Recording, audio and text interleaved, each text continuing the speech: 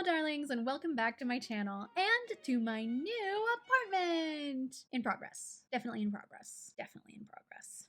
My name is Robin Hahn, I'm an opera singer, and you may have heard of the 4 major voice types that make up a choir: soprano, alto, tenor, and bass. But opera? Doesn't quite work that way.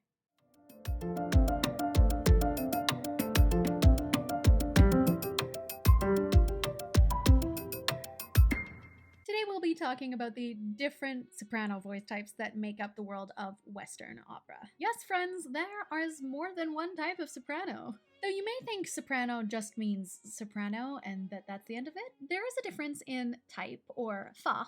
Yes, I said Fach. Between this type of soprano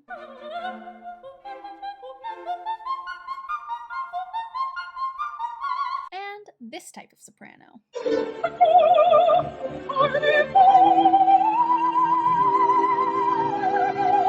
Their voices work differently, and the type of repertoire they'd sing is completely different. Baffled? Don't worry. I promise I will clear this all up for you. Now, I really do have to keep this video short and sweet for a myriad of different reasons. Grant application deadlines. Those are the reasons. So this isn't really going to be a deep dive so much as a crash course, a primer on soprano voice types, and on what those long and complicated words before and after the word soprano actually mean. Get it? Got it? Good. Let's go. Before we dive in, if you were looking for a joyful little corner of the internet where we could learn about opera, disability, queerness, cats, and tea, you have found it. And if you weren't looking for it, you have found it anyway. So go hit that subscribe button and ring the little bell so you never miss a video. So this video will be in 3 parts. The first part will explain how to read my handy-dandy chart pictured here. The second will explain the broad strokes of the soprano Fach system using my handy-dandy chart, and the third will explain what is wrong with my handy-dandy chart, because nothing in opera is ever simple, except the plot, sometimes. Part 1. How to read my handy-dandy chart. In choirs, the soprano section is often divided up into soprano 1s and 2s based on how high they have to sing in any given piece, with the occasional piece requiring sopranos 3s or 4s if the composer was feeling a little extra. But operatic voice types aren't just divided based on how high the voice sings. In fact, they're also divided based on how big the voice is. But you may wonder, if all opera singers sing with no microphones, and if they're always singing over giant orchestras into enormous theaters, aren't all opera singers really loud then? Well, yes and no. There are different types of loudness, or different ways to be loud per se. Some voices are just huge, big, loud, carry over massive orchestras by sheer massive size alone. But some voices are actually quite small and carry over smaller orchestras with the use of their resonators, with focus, and with something called squillo. With all those things, it feels to the singer like the sound gathers and then just shoots to the back of the hall like a laser beam. Not that big voices don't also have focus and squillo, they just have both. Anyway, because of this, my handy-dandy chart has 2 axes. Along the y-axis is how high that soprano may be expected to sing to, and along the x-axis will be the size of the voice, taking into account both the size of the orchestras that singer will be expected to sing over, and also just general levels of boominess. You can tell how exact a science this is by the fact that my graph has no scale on either the x or y-axis. Very sciencey. Gosh, I hope this all makes sense. Alright, let's get to it. Part 2, my handy-dandy chart. Let's start along the x-axis and move our way out from the y-axis, shall we? And again, the height refers to the height of the top pitch, and the size refers to the size of the voice. Neither of these things refer to the appearance of the singer, just to be clear. Soubrette. Alright, so the first on our list is soubrette, or Subredda in German. A soubrette refers both to a voice type and a type of character, since the word itself can mean coy. It tends to be the area where we find the operatic stock character of the sassy maid, or in other words, the working class woman who is a million times smarter than anyone else in the room. The voice itself requires a bright, light, clear timbre and color, like lyric coloraturas, but true soubrettes often lack some of the high notes and the facility with them that a lyric coloratura might have. That said, a lot of their repertoire does overlap, like their two dots do. If you're confused as to what a coloratura is, hang tight. I promise I will get to it when we get to it on the chart. I promise. To be honest, a lot of the soubrette rolls do sit lower than some of the lyric and even spinto rolls, but there are also soubrette rolls that are essentially coloratura adjacent and do require some of those high notes, which is why I put them higher up on the HandyDandy chart. Now, many sopranos do start off as soubrettes as they begin their training, but a lot of them will develop into different fächer as they mature and blossom into a whole new voice type entirely. Some examples of soubrette rolls include Adele in Die Fledermaus, which is quite high and coloratura adjacent and requires really comfortable sustained high Ds, and Despina in Così fan tutte, which is quite low and actually often sung by mezzos. Lyric coloratura. Now, for anyone who is wondering what the Black & Decker what the hecker is a coloratura, look no further. The word refers to both these voice types and to what these voice types like to do. Long, super fast, super agile runs of a million notes in very, very quick succession, capped off right at the end with something super stratospherically high. These voices are naturally very agile, and yes, they do like to sing high. To be honest, I think of the lyric coloratura fach as being an umbrella term more than a single voice type. It includes the soprano acuto sfogato, or coloratura who sings extra, extra high,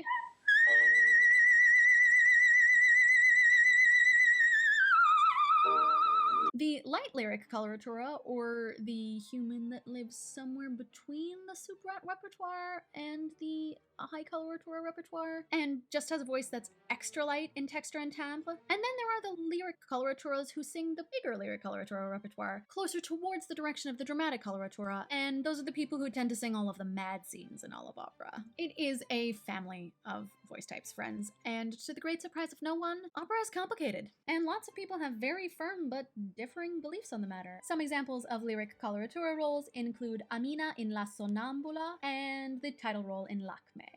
Dramatic coloratura.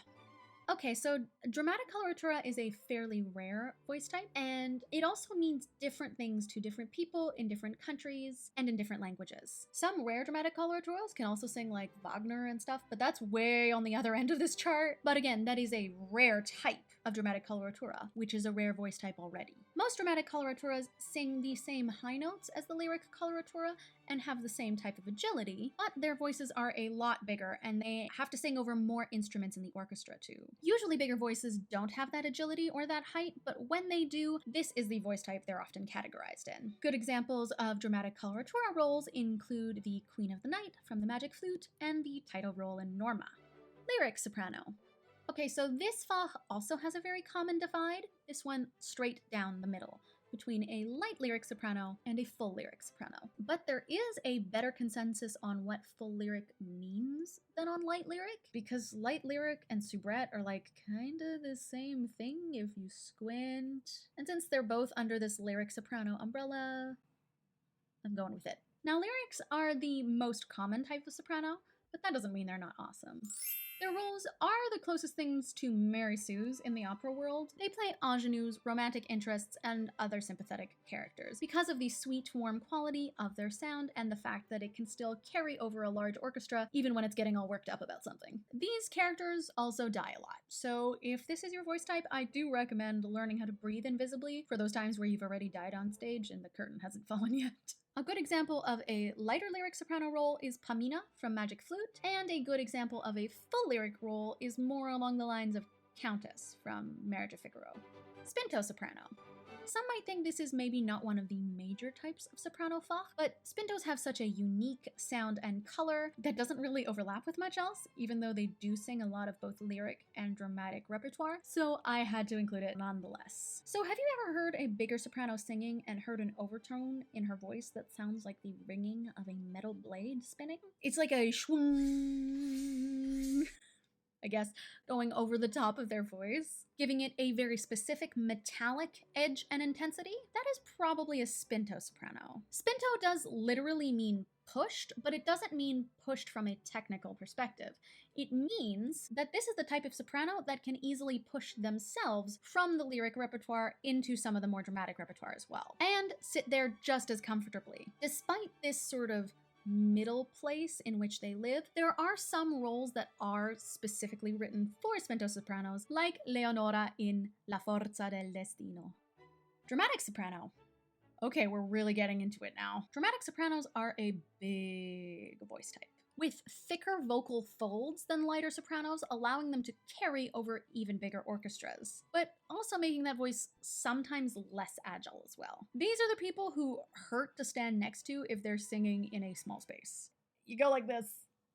Like, they'll sound amazing, but also, because their voice kind of hits you like a giant wall of sound. And they get really epic roles to go with those giant orchestras too, like Amelia in Un ballo in maschera and the title role in Ariadne auf Naxos.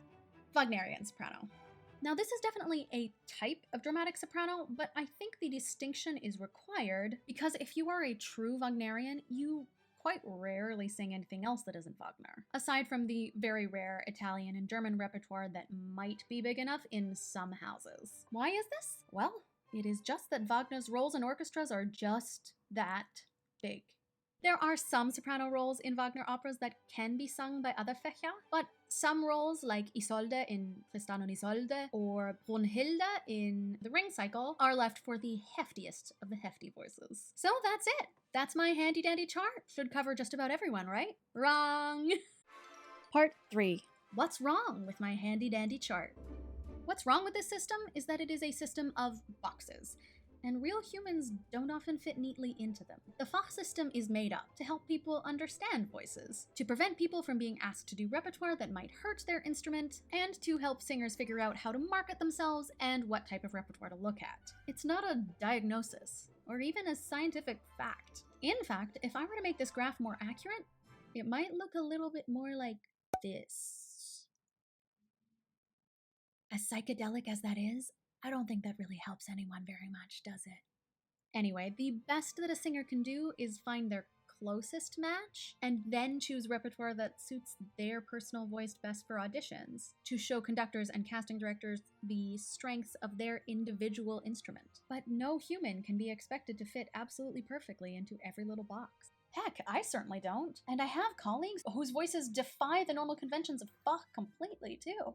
The problem arises when people try to shove themselves or others into boxes in which they don't necessarily fit, because they're committed to the idea of what a Fach should sound like instead of to the way that an individual voice actually behaves. Now, I am not saying we should throw this whole system out. It does protect people trying to navigate a really fundamentally complicated operatic world, but it is something to keep in mind nonetheless when we're thinking about voice type. Now, there are a bunch of conventions on what people of each individual Fach might look like too, but that is a whole different can of worms I really don't want to open up right now.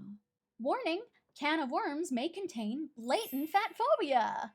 I have talked a tiny bit about this subject in this video up here in the card if you do want to learn a little bit more about that, but again, this is a crash course, not a deep dive, so I'll save that for another day. What it comes down to is this: Fach is subjective. Everyone's bound to have an opinion on Fach, on repertoire, and on what this singer or that artist should or should not be singing. But there is no hard and fast rule here, save that if you sing a certain type of repertoire well, people will hire you for it, and it is comfortable for you and safe and healthy in the long run, sing it. The only real Fach there is for your personal voice type in the world is you. There you have it. I hope you've learned something, or at least had fun looking at silly charts with me along the way. If you have a story about a weird, wild, or tumultuous journey through the world of Fächer that you want to share, please do leave it in the comments. I would love to hear it. If you'd like to stick around, please do hit that subscribe button and ring the little bell. Keep the comment section full of joy and light, and I will see you in my next video. Star Wars noises. A Subredda. You can see how I'm trying to fake all of this. Fake having good lighting. By holding a mirror. Holding it. I always really like my makeup in the viewfinder, and then I try to edit it, and I'm like, oh, what was I thinking? I don't know what I'm doing. Look at my bow. Why can't my hair stay down? Why can't I remember the sentence behind it?